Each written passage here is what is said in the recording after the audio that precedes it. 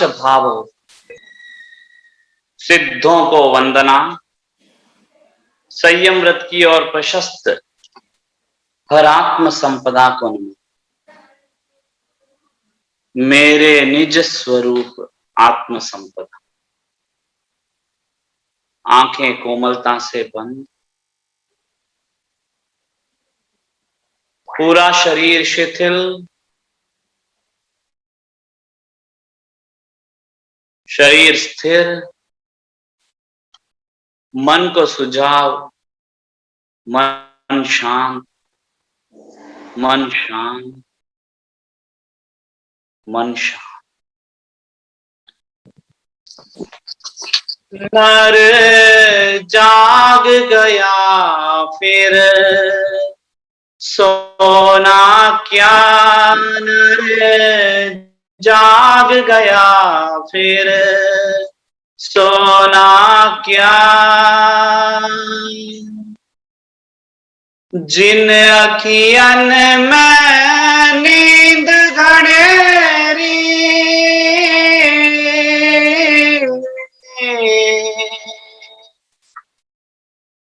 जिन अखियन में नींद घनेरी, तकिया और बिछौना क्या, नर जाग गया फिर सोना क्या।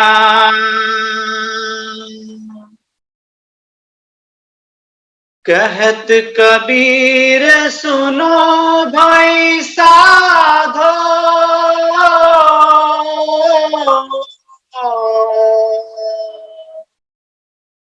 कहत कबीर सुनो भाई साधो, शीश दिया फिर रोना क्या, नर जाग गया फिर सोना क्या। हे मन, अनादि की यात्रा से विहार कर पहुंचा है इस क्षण। इस क्षण में जो तन मिला, जो मन मिला, चिंतन का एक कण मिला। अब इस अवसर को नहीं खोना है हे मन। जाग चुका हूं, जान चुका हूं। अब बस थोड़ा सा प्रयास, थोड़ा सा सहयोग, स्वयं में मैं लीन हो जाऊं। हे मन, उन निमित्तों के संसर्ग से बच और उन निमित्तों के सहयोग को प्राप्त कर जिससे मैं स्वयं की पहचान कर सकूं, मैं स्वयं को जान सकूं। ज्ञानियों ने फरमान किया है, जे स्वरूप समझा बिना पायो दुख अनंत। जिस स्वरूप को जाने बिना अनंत दुख का मैं अनुभव कर रहा, उस स्वरूप को जान सकूं, ऐसा सहयोग कर हे मन।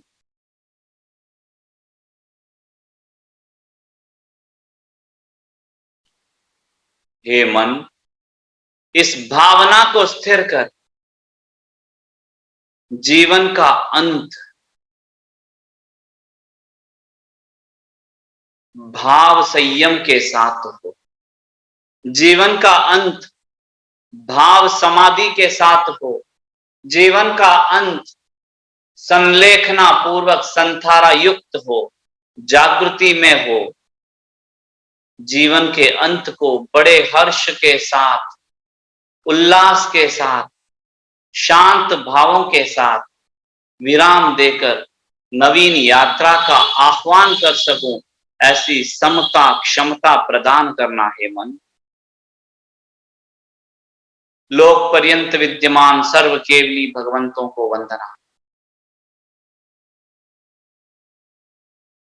गुरुदेव आपको वंदना। सर्व साधु साध्वियों को वंदना। हर निमित्त मेरे परम उपकारी है, हर निमित्त को आभार, हर निमित्त से बारंबार क्षमा याचना। आज संभवतः कुछ जिज्ञासाओं के समाधान का क्रम भी रखने का भाव था, तो लगभग 9:20 तक स्वाध्याय का क्रम रखते हुए 9:20 से जो समय रहेगा उस समय में जिज्ञासाएं जो आई है वे और अन्य कोई जिज्ञासा हो तो उस विषय में लेने का भाव रखता हूं।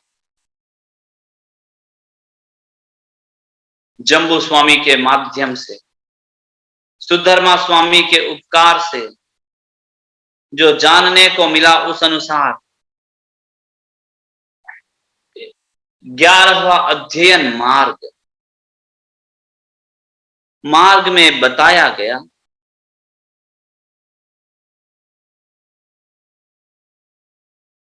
अनुत्तर शुद्ध सर्व दुख विमोचक मार्ग, यानी सारे प्रश्नों के समाधान को प्रदान कराने वाला, सारे प्रश्नों को ही विलीन करने वाले अनुत्तर धर्म को प्राप्त करने का मार्ग बताया गया।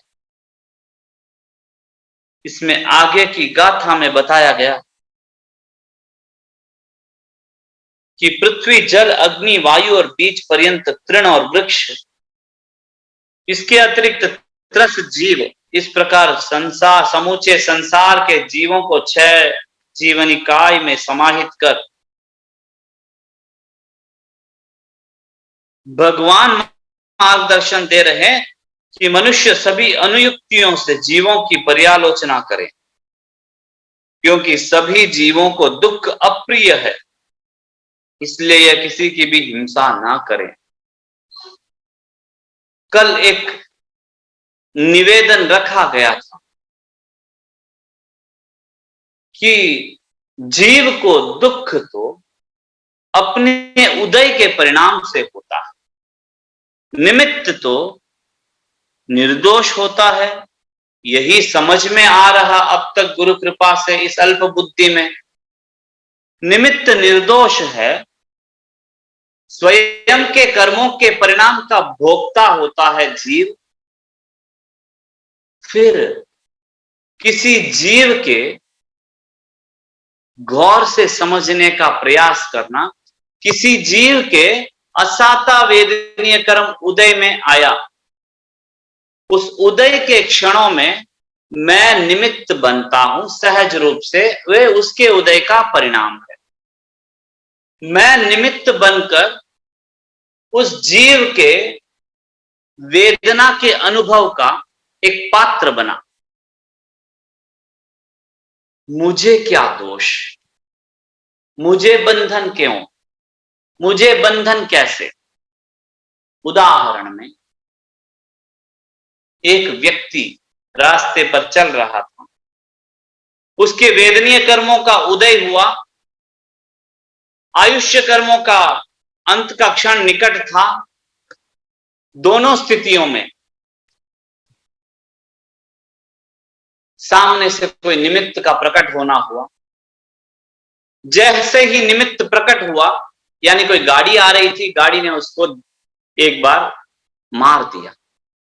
अब गाड़ी वाले ने उसको मार दिया, मारते ही उसके आयुष्य पूर्ति के अनुरूप उसके प्राण का हनन हो गया।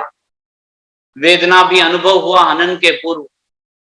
वेदना का अनुभव होना, आयुष्य का पूर्ण होना अपने कर्मों के उदय और उदीर्णा और समापन का परिणाम है। अब मारने वाले को दोष कैसा, मारने वाले को दोष क्यों, मारने वाले को बंधन क्यों? इस संदर्भ में जो स्वल्प जानकारी है वो सुधार की अपेक्षा से आपके समक्ष निवेदन रखता हूं। इसके पूर्व एक दृष्टांत का विवेचन। एक बार एक पिता, 'माली' थे। माली थे, अपना खेत था, खेतों में बहुत सारे फूलों के पेड़ पौधे थे। वो फूलों के पेड़ पौधों को अपने संतति के समान मानते हुए, अपने संतान के समान मानते हुए वो खेत की देखभाल करता। बहुत सारे पेड़ पौधे, बहुत सारे पुष्प उगते, पल्लवित होते, सुगंधित होते, परिमलाओं से पूरा वातावरण सुगंधित हो जाता। इतना सुंदर दृश्य भी देखने को लगता। एक दिन पिता बीमार हो गए, लाचार हो गए, शरीर की स्थितियां ऐसे बन गई कि वह उस खेत की सुरक्षा या देख रेख नहीं कर पाता। अब चिंता सताने लगी। पुत्र आया, पुत्र पूछा, पिताजी किस बात की चिंता है आपको, क्या चिंता कर रहे? पिता ने कहा कि अमुक कारण है, मैं इन पौधों को बहुत प्रेम से, बहुत प्यार से इनकी देख रेख करता, हर दिन मैं इनको पानी पिलाता तो ये सुगंधित पुष्पों के साथ पल्लवित होता। अब बहुत दिनों से मैं इसको पानी नहीं पिला रहा तो सारे फूल मुरझा रहे, जैसे फूल मुरझा रहे मेरा मन मुरझा रहा। तो पिता ने कहा, बेटे ने कहा कि पिताश्री आप चिंता न करो, मैं सारे पौधों को पानी पिला। करीब 15-20 दिन के बाद पिता उस खेत को देखने के लिए आए, थोड़े से ठीक हुए, ठीक होते ही उस बगीचे को देखने के लिए आए। बगीचे को देखा तो सारे पौधे सूख चुके थे, सारे पौधे जर्जर हो चुके थे, सारे फूल तो बस मुरझाकर समाप्त हो चुके थे। पिता के मन में बहुत दुविधा सा महसूस हुआ। पिता ने प्रश्न किया कि ये क्या किया? तूने तो कहा था कि मैं हर दिन इसकी देख रेख कर रहा हूं, हर दिन इन पौधों को पानी पिला रहा हूं, पर अगर तूने पानी पिलाया तो फिर ये पौधे मुरझा क्यों गए? पुत्र भी काफी सीधा साधा था। तो कहा, पिताश्री ये क्यों मुरझाए पता नहीं, लेकिन हॉनेस्टली बोल रहा हूं, मैंने इनको पानी पिलाया है। अगर तूने पानी पिलाया है तो मुरझाने की संभावना नहीं। तूने पानी कैसे पिलाया है बता तो सही।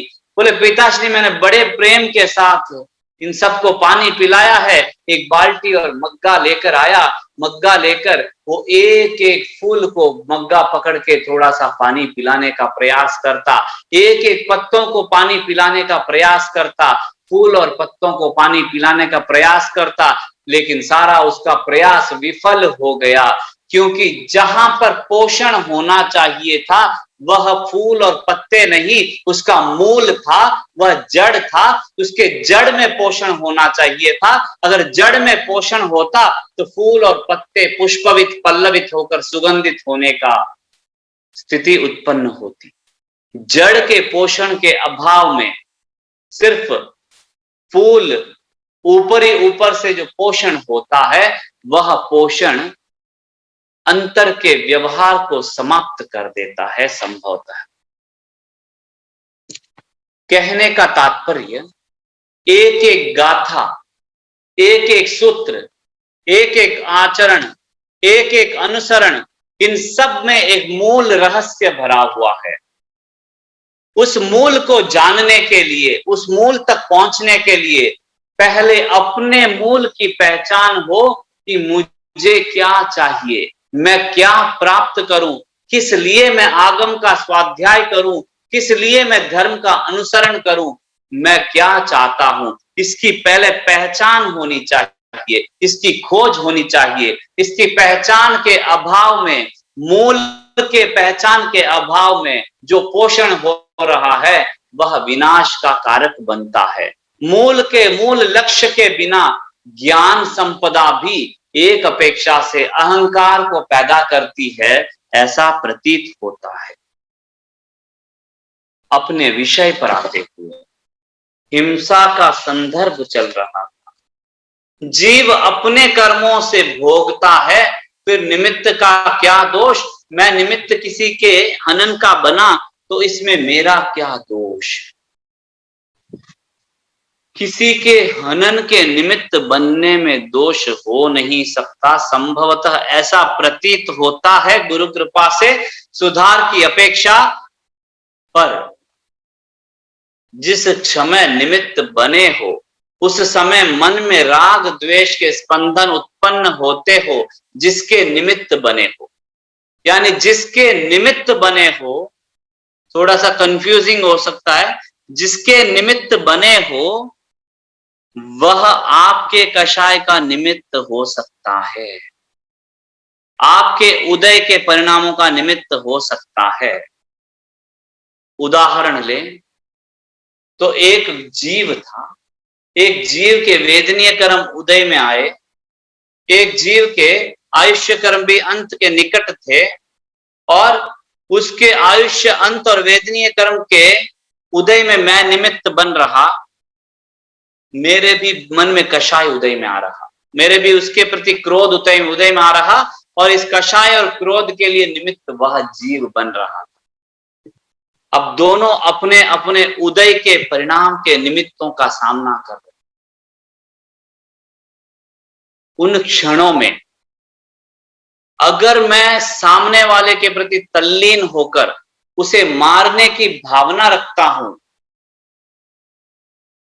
यहां तक पॉज करते हैं, रोकते हैं, यहां एक फुल स्टॉप देते हैं कि उसको मारने की भावना, किसी भी जीव को मारने की भावना होती है मन में, किसी जीव के प्राण हरण की भावना होती है मन में, किसी जीव के प्राणातिपात की भावना होती है मन में, किसी जीव के प्राण को हरण करने की भावना मन में अगर उत्पन्न हो गई राग और द्वेष के परिणामतः,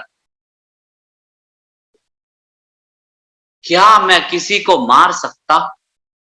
क्या संसार में मेरी क्षमता है कि मैं किसी के जीव को अंत कर सकता हूं? क्या मेरे में इतनी क्षमता है कि मैं किसी के आयुष्य को पूर्ण कर सकता हूं? संभावना कम लगती है। जब तक जीव का आयुष्य रहेगा, मेरे अनेकों घात के बाद भी, मेरे अनेकों प्राण के अतिपात करने पर भी उसका जीवंत रहना होगा, जब तक उसके आयुष्य प्राण विद्यमान संभवतः।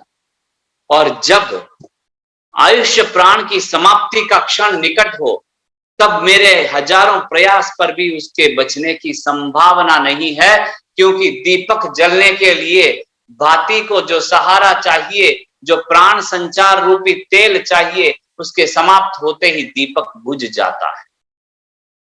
वैसे ही प्राण के संचार के लिए आयुष्य समाप्त होते ही जीव का विहार हो जाता है। अब न किसी को मारने की क्षमता और योग्यता मुझ में है, जो मैं नहीं कर सकता और मैं मन में धारणा करता हूं कि मैं वो कर दूंगा।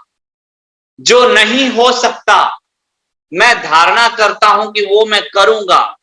जो असंभव है उसकी संभावना को मैं सोचता हूं। यह एक रूप से मिथ्यात्व समान लगता है संभवतः, यह एक रूप से मिथ्यात्व के जैसा लगता है संभवतः। इस विषय को मैं यहीं पर विराम देने की भावना रखता हूं। इस पर पुनः चिंतन चले कि जिसे मैं मार नहीं सकता उसको मैं मारने की सोचता हूं, यह विपरीत चिंतन है ऐसा लगता है। और जहां जहां मिथ्या का अनुसरण होता है वहां पर बंधन होना स्वाभाविक है, क्योंकि मिथ्या धारणा से जीव कर्मों के गहन बंधन को प्राप्त होता है। दूसरा कारण, जीव के उदय के परिणाम में मैं निमित्त बना। निमित्त जब तक अनटच्ड है, निमित्त जब तक मध्यस्थ है, तब तक निर्दोष। जिस क्षण निमित्त के मन में राग द्वेष उत्पन्न हो गया, वह बंधन का कारक बन गया। विषय को थोड़ा सा पकड़ने का प्रयास करें। याचना किसी प्रकार का मैंने अति भार डाला हो, क्षमा याचना, किसी प्रकार से कंफ्यूज किया हो, इस पर चिंतन करने का प्रयास करें कि जब भी हम किसी के निमित्त बनते हैं, जब भी हम किसी के निमित्त बनते हैं, निमित्त बनना सहज था, निमित्त बनना प्रकृति का परिणाम था।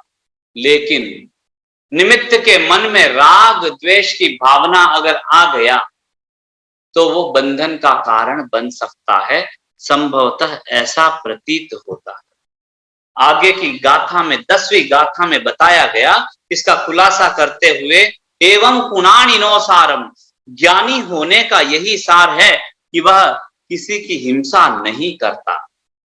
समता अहिंसा है, इतना ही उसे जानना है।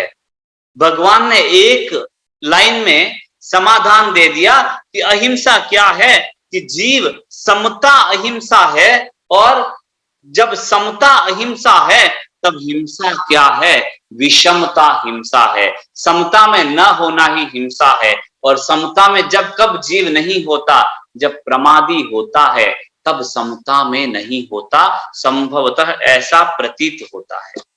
ज्ञानी होने का सार है, यानी जिसने सत्य का स्पर्श किया, जिसने अपने भीतर के प्रकाश को अनुभव किया, जिसने अपने भीतर ज्ञान का स्पर्श किया, अगर यथार्थ रूप से उसने ज्ञान का स्पर्श किया तो उस ज्ञान का परिणाम क्या होगा। समाधि के अध्ययन में प्रथम गाथा में उसका विवरण था कि ज्ञान का जो परिणाम होगा वह जीव समाधि को प्राप्त होगा। यानी ज्ञान से समाधान मिलता है, समाधान से समाधि मिलती है, समाधि में समाधिस्थ जीव अमूर्छित रहता है, अमूर्छित जीव आश्रवों से मुक्त रहता है। ऐसा समाधि के अध्ययन में प्रथम गाथा में भगवान ने मार्गदर्शन दिया। यानी ज्ञानी होने का यही सार है। इन दोनों गाथाओं का बड़ा कनेक्टिंग लिंक मिलता है कि वहां तो फरमाया था कि जीव समाधि प्राप्त भिक्षु अमूर्छित और आश्रवों से मुक्त रहता है, और यहां फरमाया कि समता ही अहिंसा है। ज्ञानी होने का यही सार है कि वह समता में स्थिर होगा। यानी ज्ञान प्राप्त होते ही समाधान मिला, समाधान मिलते ही समाधिस्थ रहता है जीव। कैसे? जब समाधान मिल गया तत्वों के संदर्भ में, समाधान मिलते ही जब भी परिस्थितियां उत्पन्न होती है, कोई व्यक्ति आके हमें तंग करता है, सताता है, प्रताड़ित करता है, कुछ करता है, प्रश्न उठता है कि वह क्यों मुझे सता रहा, वह क्यों मुझे सुना रहा। वहां जिसको समाधान यथार्थ रूप से है कि मेरे कर्मों के उदय का परिणाम यहां मिल रहा मुझे, वह तो परम उपकारी निमित्त है। जब समाधान होगा वह जीव स्वतः समाधि में होगा, और जब जीव समाधि में है तब मूर्छा भाव पैदा नहीं होगा। मूर्छा भाव पैदा नहीं हुआ तो प्रतिक्रिया नहीं होगा, प्रतिक्रिया नहीं हुआ तो वहां पर आश्रव की संभावना नहीं होगी। ज्ञानी होने का सार, जीव हिंसा नहीं करता, और हिंसा जीवों को मारना भाव से ज्यादा स्वयं की समता का अभाव हिंसा है। स्वयं की समता का अभाव हिंसा है, स्वयं के भीतर समता का होना अहिंसा है। संभवतः ऐसा मार्गदर्शन प्राप्त होता है। जिज्ञासाओं के संदर्भ में दो जिज्ञासाओं से उपकृत हुआ। पहली जिज्ञासा कि स्वयं के आसक्ति को कम करने के लिए, इस जिज्ञासा का संबंध स्वतः रूप से इन गाथाओं और प्रस्तुत संदर्भ से चल रहा जिज्ञासा है, जो ऑलरेडी ग्रुप में जिज्ञासा आ चुकी है। स्वयं के आसक्ति को कम करने की इच्छा से कोई जीव त्याग आदि करता है, तो त्याग आदि करने से क्या अभयदान हुआ, क्या अभय हुआ? फिर बड़ा सुंदर उदाहरण प्राप्त हुआ। फिर एक छुई मुई के पेड़ के पास में, यानी टच मी नॉट पेड़ होता है, मैंने यही समझा इस संदर्भ से कि टच मी नॉट पेड़ के पास में गुजरते हुए व्यक्ति जिसको सारे लीलोती को टच करने का त्याग है, सोच लिया कि लीलोती खाने का मेरा पूरा त्याग है, इसका मतलब मैंने सारे लीलोती को अभयदान दे दिया, तो छुई मुई के पेड़ के पास से गुजरते हुए वह छुई मुई का पेड़ मुरझा जाती है, उसमें भय के स्पंदनों के साथ वह भी मुरझा जाती है। उसमें भय क्यों उत्पन्न हुआ? क्या मेरा एक त्याग संसार के जीवों में भय से मुक्त करा देगा? क्या वही अभयदान है? क्या अभयदान वैसे होता है? तो संभवतः इस अल्पज्ञ की मति में जो स्वल्प महसूस होता है, गुरु कृपा से जो मार्गदर्शन प्राप्त होता है, वह आपके समक्ष निवेदन करने का प्रयास। भय का संदर्भ क्या है? अभयदान की विशेषता क्या है? दानों में सबसे उत्तम अभयदान को क्यों कहा गया?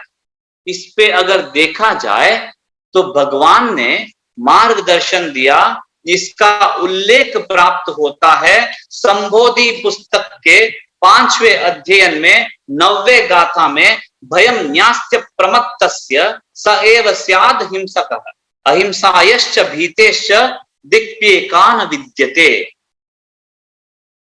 भय ही अहिंसा है, भय ही हिंसा है और अभय ही अहिंसा है। जहां भय है वहां हिंसा है। भय और अहिंसा दोनों एक साथ नहीं हो सकता। कहने का मकसद है कि जहां भय होगा वहां जीव हिंसा करेगा। बात सही है ना? हम जीवन में जो भी कार्य करते हैं, जो भी प्रतिक्रिया करते हैं, जो भी प्रवृत्ति करते हैं, क्या इसके पीछे भय निहित नहीं है? इस पर चिंतन करने का प्रयास। सारे कार्यों के पीछे भय छुपा हुआ है, क्योंकि भगवान उत्तराध्ययन का 31वां अध्ययन 9वीं गाथा कहता है, जे भिक्षु जय नित्यम सेण अच्छई मंडले। जो भिक्षु 7 प्रतिमाओं और 7 भय स्थानों में सदा यत्न करता है, वह संसार में नहीं रहता। और वह 7 भय क्या है? इस लोक का भय, परलोक का भय, धन आदि छिन जाने का भय, अकस्मात रूप से कुछ होने का भय, वेदना का भय, मरण का भय, अकीर्ति का भय। बस इन सारों का ही भय अपने जीवन में रहता है। इसके अलावा कोई भय होता है ऐसा प्रतीत नहीं होता। जब जब जीव को भय होता है तब जीव प्रतिक्रिया करता है। खाना क्यों खाते हैं? खाना नहीं खाएंगे तो यह शरीर दुर्बल हो जाएगा, यह शरीर दुर्बल हो जाएगा। इसमें वेदना उत्पन्न हो सकती है, वेदना भय। इसमें मरण हो सकता है, मरण भय, आदि आदि भय के कारण। खाना तो दूर की बात, एक आंखों की पलक झपकती है। आंखों की पलक क्यों झपकती है? एक आसन में बैठा हुआ व्यक्ति कुछ ही क्षणों में आसन क्यों बदलता है? न जानते हुए, न पहचानते हुए, अवचेतन स्तर पर भी भय की स्पंदन, संवेदन चल रहे। आंख पलक झपकाना रोक दिया तो आंखों में थोड़ी देर में जलन होने लगेगा। यह अवचेतन मन में बोध स्थापित है, इसलिए सो बिना चेतन मन के सहयोग से अवचेतन मन आंखों के पलकों को झपकाने में सहयोग कर देता है।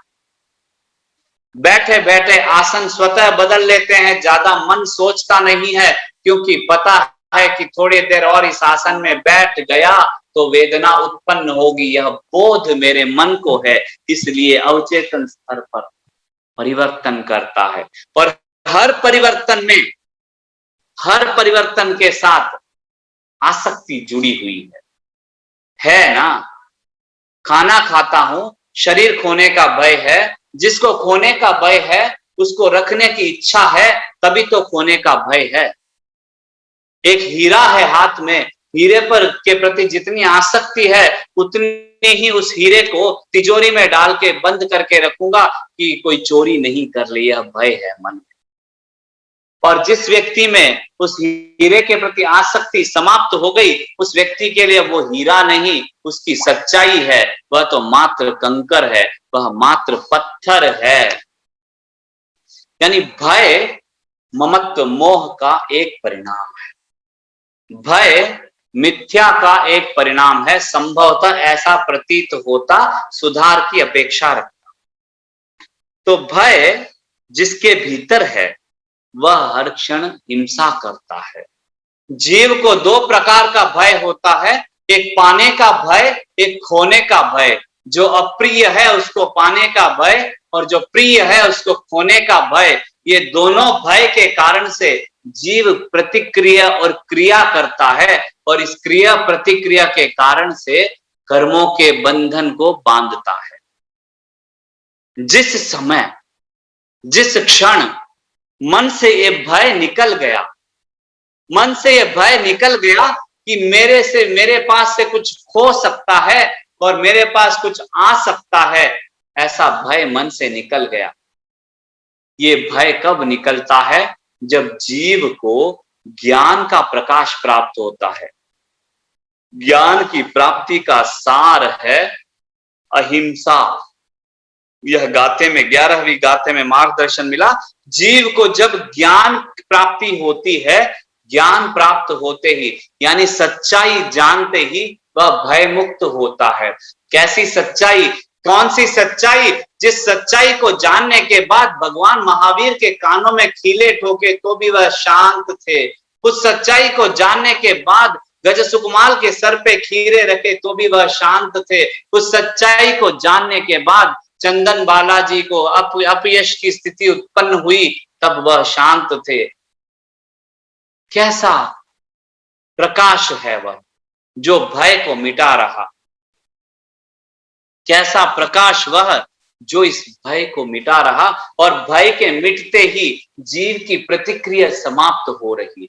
और जैसे ही भय मिट गया, मान लेते हैं ज्ञान का प्रकाश हो गया, ज्ञान के प्रकाश होते ही भय मिट गया, भय मिटते ही प्रतिक्रिया समाप्त हो गई, प्रतिक्रिया समाप्त होते ही जीवों की हिंसा विलीन समाप्त हो गई अपने आप। जीवों के प्राणों के हनन की चिंतन करने की अपेक्षा स्वयं को भय मुक्त करने की का प्रयास अभय दान है। क्योंकि जब मैं भय मुक्त होता हूं तब स्वतः ही प्रतिक्रिया मुक्त होता हूं और जब प्रतिक्रिया मुक्त होता हूं तब स्वतः ही बंधन मुक्त होता हूं। जब प्रतिक्रिया मुक्त होता हूं तब स्वतः ही पर जीवों के हनन बच गया। अब सार की ओर आते हुए, जब जीव समझ को प्राप्त होता है, समझ को प्राप्त होते ही वह अपने जीवन में प्रतिक्रियाओं को कम करने लगता है, यानी सहनशीलता को बढ़ाने लगता है। जैसे जैसे प्रतिक्रियाएं उसकी कम होती गई, वैसे वैसे उस प्रतिक्रियाओं के कारण से होने वाली हिंसा स्वतः रूप से कम होती गई। अपने जीवन में आंकलन करके देखना, अपने जीवन में चिंतन करके देखना, अपने जीवन में अप्लाई करके देखना कि पहले मेरे जानकारी में जो विषय नहीं था, उसके बाद जानकारी में विषय आया, जानकारी आने के बाद स्वतः ही उस हिंसात्मक लगने वाले कार्यों से अपने आप को बचाने लगा, वह हिंसात्मक कार्यों से अपने आप को बचाने लगा। उस बचाव में जीव के हनन स्वतः बच रहे। जब जब जीव स्वयं को कर्मों से बंधन से बचाने का प्रयास करेगा, तब तब स्वतः ही पर जीव के प्राण के हनन का बचाव अपने आप हो जाएगा। उसके बचाव का चिंतन करने की अपेक्षा स्वयं को कर्मों के बंधन से बचाने का चिंतन होना चाहिए। उसके अनुरूप ही यात्रा चलनी चाहिए, क्योंकि स्वयं को बंधन से बचाने के मार्ग में स्वयं का दर्शन हो सकता है, स्वयं का स्पर्शन हो सकता है, स्वयं का अनुभव हो सकता है और एकमात्र लक्ष्य है सारे अध्ययन, सारे अध्यापन, ध्यान, सारे प्रयोगों का, सारे प्रत्याख्यानों का कि इस शरीर के भीतर विद्यमान उस अशरीरी की पहचान करूं। जिस मैं की पहचान के बिना भव भव की यात्रा कर रहा, उस मैं की पहचान करूं। उस मैं की पहचान होते ही यह मैं विलीन हो जाएगा, यह ममत्व विलीन हो जाएगा, यह मम का गलन हो जाएगा, वह ही मंगल स्वरूप हो जाएगा। इस मैं को विलीन करने की यात्रा ही अभय की यात्रा है। पुनः जिज्ञासा की ओर आते हुए क्षमा चाहता हूं कि एक जिज्ञासा को भी पूर्ण करने में योग्यता नहीं रखता, इसलिए समय की सीमा भी है और एक जिज्ञासा को ही समाहित करने का प्रयास चल रहा कि अभय दान कब होता है? जिस समय मैं भय से मुक्त होता हूं तब अभय दान होता है। क्योंकि भय किसे होता है? संबोधि के 5वें अध्ययन के कुछ गाथाओं का स्वाध्याय करने का प्रयास करें। 9, 10, 12, 13, 14 इन 5 गाथाओं में इसका विवरण मिल जाएगा कि भय किसे होता है। जो आत्मीय गुणों में स्वत्व की बुद्धि रखता है उसे भय होता है। इसका स्वाध्याय आप करने का प्रयास करें और खुलासा हो सकता है। अभय दान तब होगा जब मैं स्वयं भय से मुक्त होऊंगा। मैं स्वयं भय से मुक्त तब होऊंगा जब मैं स्वयं मोह से मुक्त होऊंगा। मैं स्वयं मोह से मुक्त तब होऊंगा जब मैं ज्ञान के प्रकाश का स्पर्श करूंगा।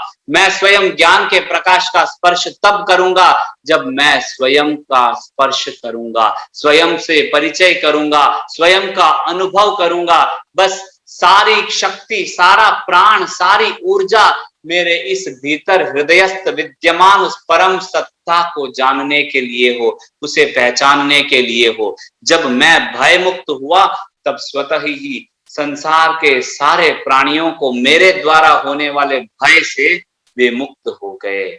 यानी मेरे द्वारा उनको होने वाले प्रताड़न से वे बच गए, स्वतः मैं भी भय से मुक्त हो गया। इन दोनों का अविनाभाव संबंध है, संभवतः ऐसा लगता है। और इस संदर्भ में कोई जिज्ञासा हो तो यथा अवसर ग्रुप में रखकर उपकृत करने का प्रयास करें। बताने में कोई त्रुटि हुई हो, किसी प्रकार का मिथ्या भाव प्रकट किया हो तो इस अल्पज्ञ को कृपा कर क्षमा कर। अवसर के लिए अनंत अनंत कृतज्ञता, अनंत अनंत आभार। भगवंत वाणी के विरुद्ध किसी भी धारणा, चिंतन, मनन रहा हो तो तस्तमिच्छामि दुक्कडम के साथ ओम अरहम, ओम अरहम, ओम अरहम।